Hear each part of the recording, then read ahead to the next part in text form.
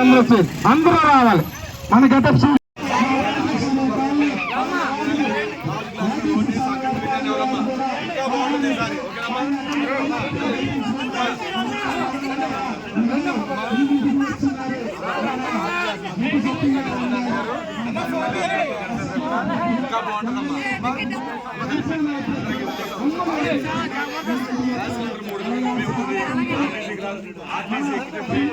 మూడు విడతలుగా గ్యాస్ లోపలికి వెళ్ళగానే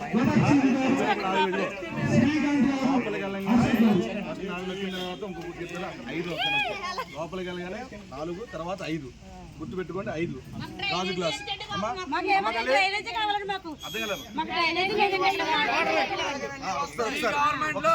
ఒక్కసారి మీరు గాజు గ్లాస్ వేసి గెలిపిస్తే గారు ఏం చేస్తారో మీకు వివరిస్తారమ్మా.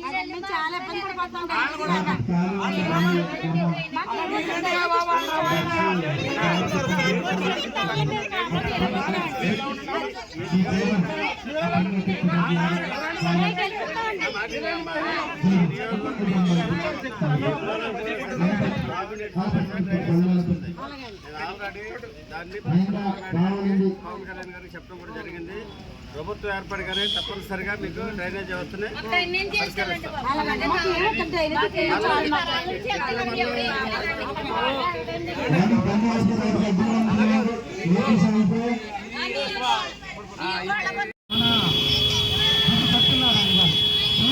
నియోజకవర్గ అసెంబ్లీ అభ్యర్థిగా సత్యనారాయణ గారు ముందుకు వస్తున్నారు.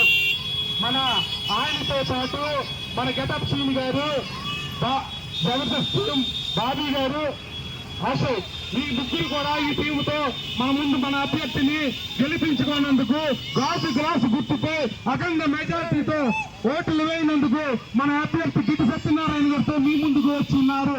ఒకసారి ఆలోచించండి అమ్మా, గుర్తించుకోండి అమ్మా, మన అభ్యర్థిని గెలిపించుకుందాం. మన కాలనీలు ఇదిగో మనగా కూటమికి ప్రచారంలో భాగంగా ఈరోజు పి గన్నవరం నియోజకవర్గం రావడం జరిగింది. గిట్టి సత్యనారాయణ గారి నాయకత్వం బలోపేతం చేయడానికి ఇక్కడ ఆయనతో పాటు ప్రచార కార్యక్రమంలో పాల్గొనడం జరుగుతుంది.